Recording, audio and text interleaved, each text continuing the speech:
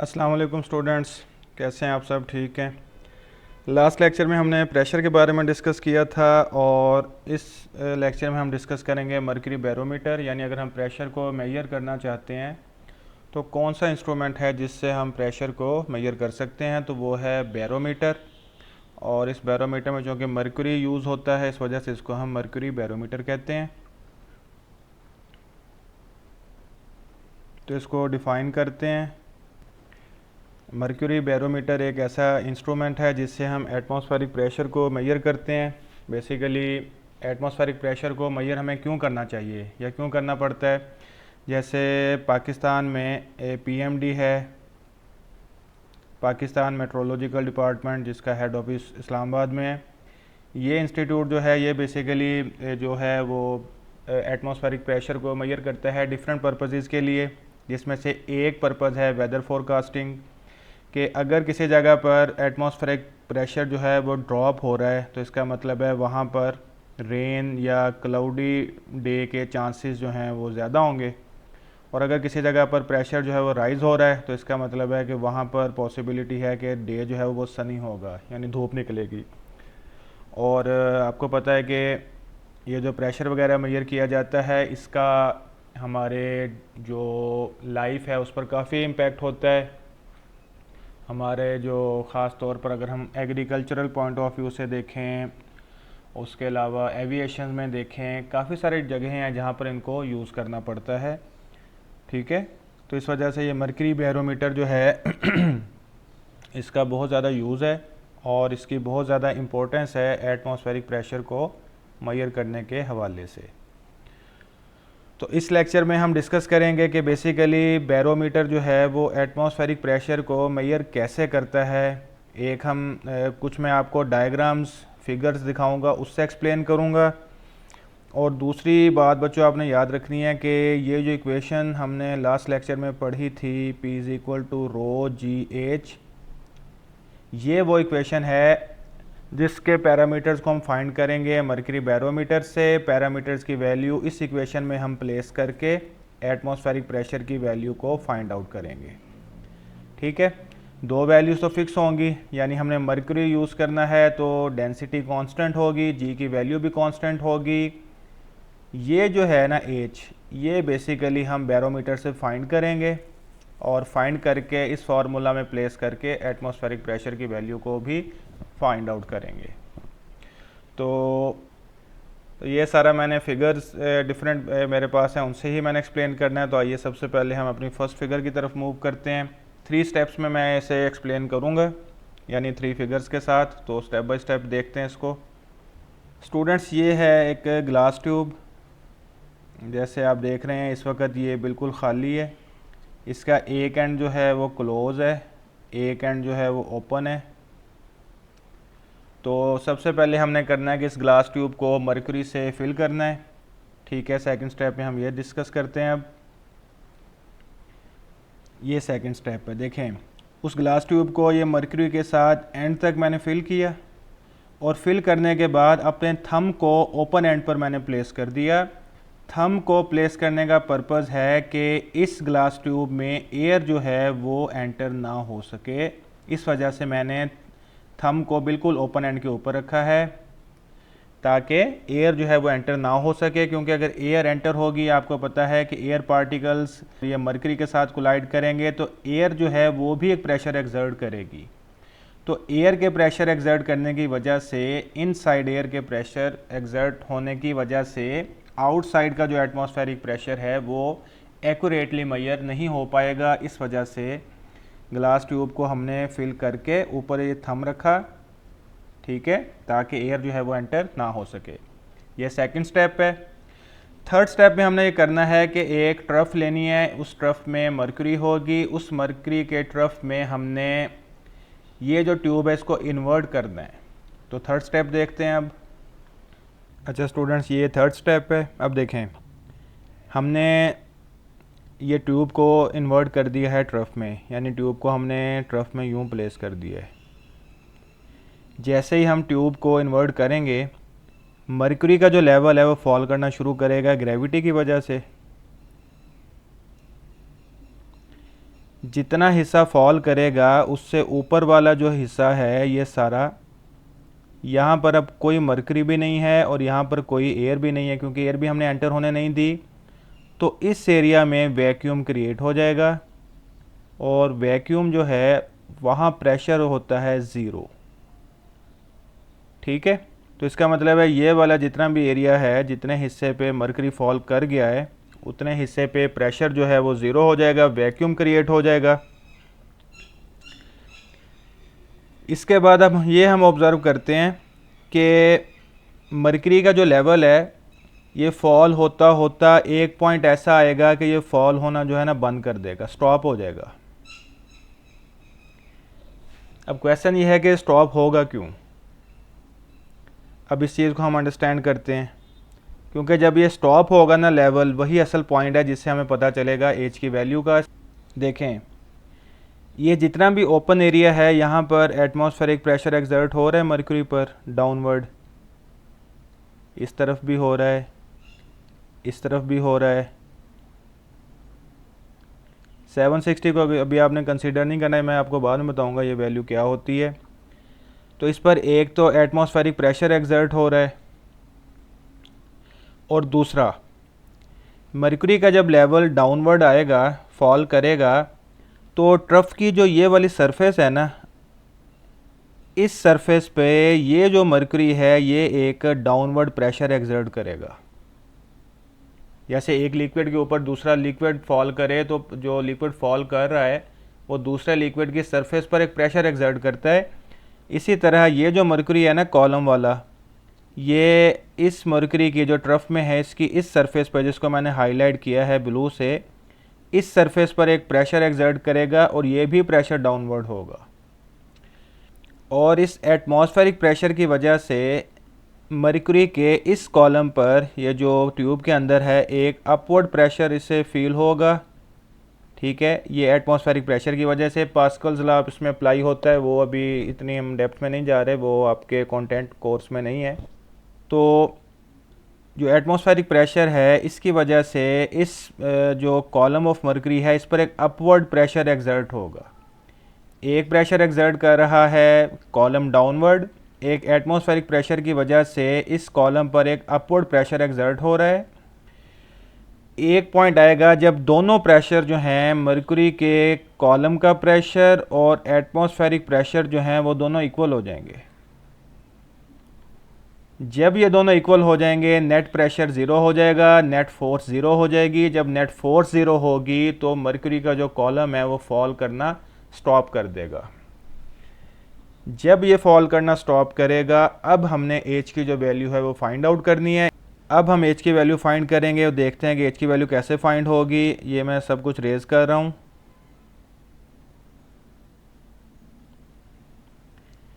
Suppose यहाँ तक ये फॉल किया है, जहाँ तक ये फॉल किया है यहाँ से लेकर मरकरी का जो ये वाला लेवल है ना, सरफेस वाला, ये जो ट्रफ के अंदर मरकरी है, यहाँ तक का जो ये डिस्टेंस है ना, ये वाला, ये एच है। दोबारा देखें, जहाँ तक इसने फॉल किया है वहाँ से लेकर ये जो ट्रफ के अंदर मरकरी है, सरफेस ऑफ मरकरी है, यहाँ तक का जो लेवल है ये एच है। यहाँ पर कोई ना कोई ना स्केल प्लेस किया होता है, उस स्केल से ये हाइट फाइंड आउट करते हैं। फिर इस हाइट को हम रो जी एच वाला फार्मूला जो है इसमें प्लेस करेंगे। प्लेस करने के बाद जो है हमारे पास आंसर आएगा, वो आंसर बेसिकली एटमॉस्फेरिक प्रेशर के इक्वल होगा या एटमॉस्फेरिक प्रेशर की वैल्यू बताएगा। तो ये स्टूडेंट्स हमारा थर्ड स्टेप था, जिससे हम बैरोमीटर के थ्रू कैसे एटमॉस्फेरिक प्रेशर को मेजर करते हैं। ठीक है, इसमें ये मेन पॉइंट है एच का। और एच की जो ये वेरिएशन है ना, ये कॉलम फर्दर डाउनवर्ड भी मूव कर सकता है, अपवर्ड भी मूव कर सकता है अगर एटमॉस्फेरिक प्रेशर ज़्यादा हो। इस कॉलम की हाइट ने हमें ये बताना होता है कि एटमॉस्फेरिक प्रेशर क्या है, और एटमॉस्फेरिक प्रेशर ने हमें बताना होता है कि हमारा जो वेदर है वो कैसा रहेगा। ठीक है, तो ये बेसिक कॉन्सेप्ट था मर्क्यूरी बैरोमीटर के बिहाइंड के, ये कैसे वर्किंग करता है। अब थोड़ा सा मैं आपको ये बता दूं 760 मिलीमीटर क्या है।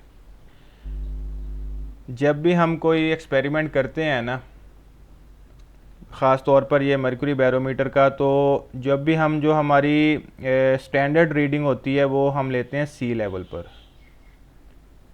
सी लेवल पर जो एटमॉस्फेरिक प्रेशर है वो ओवरऑल सेम रहता है, वेरी नहीं करता। तो इस वजह से सी लेवल पर हम जो है वो वैल्यू फाइंड आउट करते हैं, आगे हम फाइंड आउट करेंगे भी। तो जो सी लेवल पे हाइट आती है ना मर्क्यूरी के कॉलम की, वो होती है 760 मिलीमीटर। तो इस वजह से, चूँकि ये स्टैंडर्ड हाइट है और इस वजह से ये 760 मिलीमीटर यहाँ पर मेंशन है, तो आप ये समझें ये सी लेवल पर है। लेकिन जब हम इसे किसी भी दूसरे लेवल पर मेजर करेंगे तो ये जो एच है ये बेसिकली वेरी करेगा। जैसे मैंने पहले बताया, ये लेवल डाउनवर्ड भी हो सकता है अगर प्रेशर कम है, अपवर्ड भी हो सकता है अगर प्रेशर ज़्यादा है। तो ये एच के जो वेरिएशन है ये हमें एटमॉस्फेरिक प्रेशर के बारे में इंफॉर्मेशन देगी। तो अब हम फर्दर जो है वो कंटिन्यू करते हैं। तो फिगर से हमने देखा कि एटमॉस्फेरिक प्रेशर को हम कैसे मेजर कर सकते हैं। और अगर यहाँ पर मैं वैल्यूज़ प्लेस करूँ, मर्क्यूरी की जो डेंसिटी है 13600 multiply by 9.8 multiply by 76 centimetre. मैं ये सेंटीमीटर या मिलीमीटर में भी ले सकते हैं। और ये एट सी लेवल 76 सेंटीमीटर होता है या 760 मिलीमीटर होता है। तो इसे अगर 76 ले लें तो 100 के साथ इसको डिवाइड करें तो ये जो वैल्यू आएगी अप्रॉक्सीमेटली 1.01 इंटू 10⁻⁵। ये mm/Hg या इसको हम पास्कल लिख लेते हैं। यही वैल्यू बेसिकली एटमॉस्फेरिक प्रेशर की होती है एट सी लेवल। और यही वैल्यू बेसिकली स्टैंडर्ड वैल्यू होती है स्टैंडर्ड एटमॉस्फेरिक प्रेशर की। और जैसे जैसे आप हाइट पे जाते हैं और उस तरह जो प्रेशर है वो चेंज होता रहता है। ठीक है, तो ये बेसिकली स्टूडेंट्स टॉपिक था हमारा जिसमें मर्क्यूरी बैरोमीटर जो है उसको यूज़ किया जाता है एटमॉस्फेरिक प्रेशर को मेजर करने के लिए। और इसको मेजर करना ज़रूरी क्यों है और इसको कैसे मेजर करते हैं। अब एक दो पॉइंट्स एक्स्ट्रा हैं, कुछ मैं आपकी इन्फॉर्मेशन के लिए बता देता हूँ कि मर्क्यूरी को ही क्यों यूज़ किया जाता है, जबकि वाटर भी है और भी हैं लिक्विड्स, तो मर्क्यूरी को ही क्यों यूज़ किया जाता है। देखें, एक तो ये है कि मर्क्यूरी हाई डेंसिटी होता है, मर्क्यूरी की डेंसिटी बहुत ज़्यादा होती है। मैं बहुत ज़्यादा डिटेल में नहीं जाऊंगा, कुछ पॉइंट सिर्फ आपके अंडरस्टैंडिंग के लिए आपको बताऊंगा। P is equal to rho ji h. G जो है ये कांस्टेंट है, प्रेशर की जो वैल्यू है ना सी लेवल पर वो यही रहनी है 1.01 इंटू 10⁵। ठीक है, अगर हम मर्क्यूरी की जगह कोई और मटेरियल कोई और लिक्विड यूज़ करते हैं, वाटर यूज़ करते हैं, तो वाटर की जो डेंसिटी है वो मर्क्यूरी से काफ़ी कम है।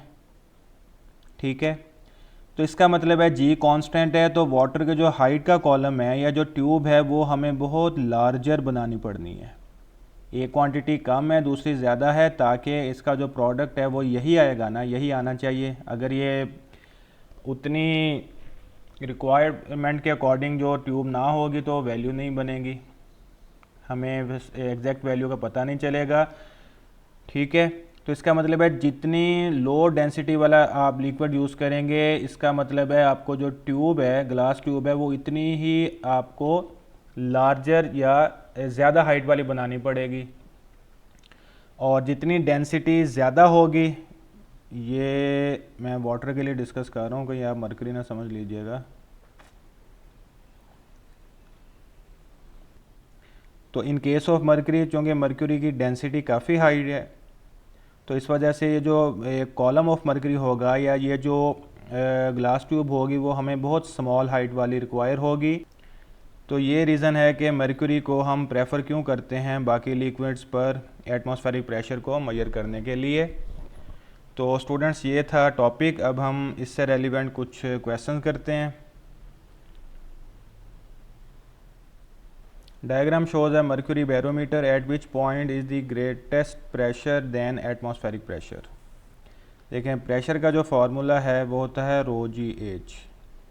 ठीक है, जैसे जैसे हम इनसाइड द लिक्विड मूव करेंगे, हाइट जो है वो इंक्रीज़ करेगी। ये मरकरी की सरफेस है, अपर सरफेस है।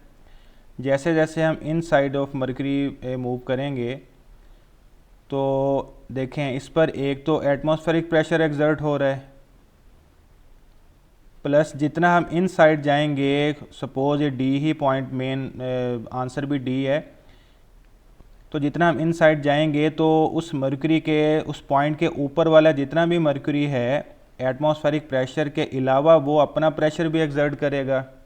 तो इसका मतलब है डी पॉइंट पर दो प्रेशर्स हो जाएंगे, एक एटमॉस्फेरिक प्रेशर और एक इस मरकरी का अपना प्रेशर। ठीक है, तो इसका मतलब है कि डी पॉइंट वो होगा जहाँ पर एटमॉस्फेरिक प्रेशर से ग्रेटर प्रेशर होगा। ए पॉइंट पर प्रेशर ज़ीरो होगा। और स्टूडेंट्स कई दफ़ा क्वेश्चन आ जाते हैं कि जो हाइट है वो इस केस में क्या होगी। इस पॉइंट से लेकर सरफेस तक का जो डिस्टेंस है ना, सी पॉइंट तक का डिस्टेंस है, ये हाइट होता है। हाइट हमेशा इस केस में याद रखिएगा। ठीक है, और बी और सी पॉइंट से ज़्यादा डी पॉइंट होगा क्योंकि ये ग्रेटर डेप्थ में है। तो that is why D is the right option. Diagram shows an instrument use to measure atmospheric pressure और मर्क्यूरी बैरोमीटर है। डेंसिटी ऑफ मर्क्यूरी गिवन है। What is the atmospheric pressure? Atmospheric pressure के लिए formula again rho जी H. Rho जो है 1.4 into 10⁻⁴, जी की value 9.8, और height क्या होगी? लास्ट क्वेश्चन में भी मैंने आपको बताया था, इस लेवल से लेकर जो ये सरफेस का लेवल है ना, ये वाला, यहाँ तक की जो हाइट है बेसिकली वो एच होगी। तो ये 760 डिवाइडेड बाय मिली है, मिली 10⁻³ होता है।